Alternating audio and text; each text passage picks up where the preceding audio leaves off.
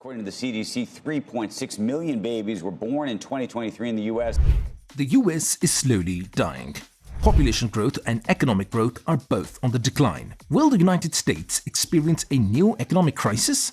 To give you an example, let's look at Cairo, a town on the southern tip of Illinois, which was established in the early 19th century with a grand vision of becoming a bustling metropolis. Nestled at the confluence of the Mississippi and Ohio rivers, it served as a vital transportation hub for a region known as Little Egypt, thanks to its expansive deltaic plains that could yield any crop. However, today, the scene is a stark contrast. The once majestic, turreted Victorian houses stand in silent decay, overgrown by nature. The downtown, once a vibrant hub, now resembles an eerie, abandoned film set. Cairo is on its way to becoming America's latest ghost town. Its population, which peaked at over 15,000 in the 1920s, has dropped to just 1,700 by the 2020 census. Alexander County, Illinois, which is its capital, lost one-third of its population between 2010 and 2020, making it the fastest shrinking place in America.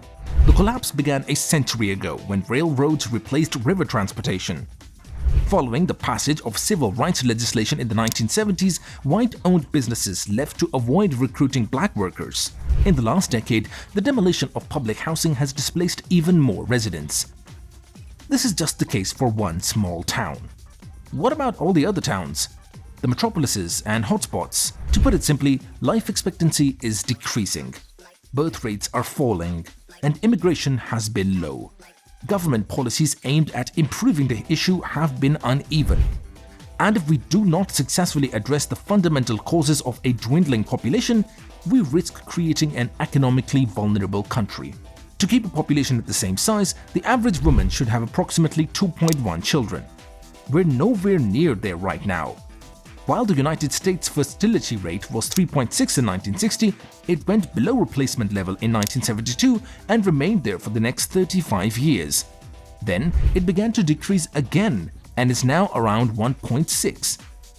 A fertility rate this low was once considered a blessing. Even if women are fertile, most women are not that interested in pregnancies. Why do women have fewer children? Among the societal developments influencing reproduction rates, one of the most noticeable has been Americans postponing or skipping marriage. Women are marrying later in life, and single women have fewer children than married women. Women are also delaying having children until later in life, which is one of the reasons why fertility rates have fallen among women in their 20s, more than offsetting gains among women in their late 30s and 40s. According to a recent Brookings Institution estimate, young women today will have fewer children than previous generations. When they do have children, they want to be financially and professionally stable first, so they have them later. In the United States, women with a master's degree have their first child 6 years later than those with only a high school education. As they acquire access to education and employment, they will have more options for raising children. Low fertility is expected to have a significant impact on numerous important economic streams in the future decades. The susceptibility of state revenues to low fertility varies according to their tax structures. States that rely heavily on individual income taxes face greater risks than those that generate significant revenue from sources that are less affected by population growth, such as severance taxes levied on natural resource extraction and corporate income taxes. States that see an influx of new immigrants from other states or from abroad are better positioned to maintain their tax bases than those that are losing residents. In any case, the full impact of low fertility will not be seen for several decades, when today's children reach an age when they will be spending more and paying considerable income taxes. However, the most serious worry is a national demographic headwind. Between 2010 and 2020, nearly half of the country's counties, home to 1/4 of all Americans, lost population. More will follow as America's population increases more slowly over the next few decades. Because of demographic and administrative differences in America, the transfer will be challenging. Between 2020 and 2010, the country's population increased by around 7.4%. That was the lowest decade for growth since the Great Depression. During the 1990s, the growth rate was 13%. The primary cause is decreased birth rates. Since the mid-1970s, the total fertility rate, a measure of how many children a normal woman will have in her lifetime, has remained stable or increased. However, in 2008, it slipped below 2.1, the amount required to maintain population stability, and has subsequently dropped to 1.67. If it remains below 2.1, only immigration will allow the population to grow in the long run. Net immigration, however, has been declining since the 1990s. The Census Bureau estimates that the country's population will grow by only 0.2% in 2021, the smallest increase in its history. As COVID-19 has subsided, deaths have decreased. Do you think this was just limited to the United States alone? No, this phenomena is not limited to America.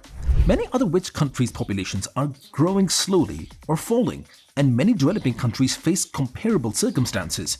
China, America's primary geopolitical adversary, has had its share shrink in 2023 for the second year in a row.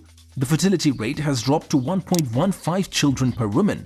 Russia's population is smaller today than it was in 1991. America's demographic challenges are far fewer than those of its contemporaries. However, there is a danger that America may adjust to slow development even slower than other countries. As we all know, this is not really a fun matter, so we'll stick to the hard facts. America's population is increasing at a similar rate to that of Britain and France. However, unlike Britain or France, the American people are much more likely to relocate within the country. Some areas of America are extremely successful at luring new residents. Nevada's population has expanded tenfold since the early 1960s, when it was so vacant it could be used to test nuclear weapons. Texas had more than tripled in the same time frame. In general, Americans have always gravitated towards Sun Belt states in the South and Southwest. Previously, this was not an issue because the national population was increasing quickly enough to allow many individuals to leave the colder, cloudier regions in the Northeast and Midwest without diminishing their numbers. If you're from a small town in the USA, your town is likely also on its way to becoming a ghost town. Shrinking is bad for a variety of reasons. As people leave a location, once popular companies become less viable and close. Schools without enough students struggle to sustain sports teams or bands, let alone teach a diverse curriculum, even if their budget per child stays high. The biggest issue is that once a town begins to decrease, it can set off reinforcing cycles that accelerate the decline. For example, when there is a significantly more housing available than there are individuals to fill it, property values tend to fall precipitously. If the problem is severe enough, landlords and even homeowners will stop maintaining their properties since the cost of repairs outweighs the return. As the resulting decay spreads and neighborhoods begin to feel hollowed out, the incentive to stay diminishes even more. This is what's known as a debt spiral. Debt spirals are harsh in America because of the astonishing degree to which the government is decentralized. The US government directly influences the economy and its demise through this. For example, the federal government spends only 8% on elementary and secondary education and less than a quarter on law enforcement. Local and regional governments collect 48% of all tax revenue in America, compared to only 20% in France and 6% in the United Kingdom.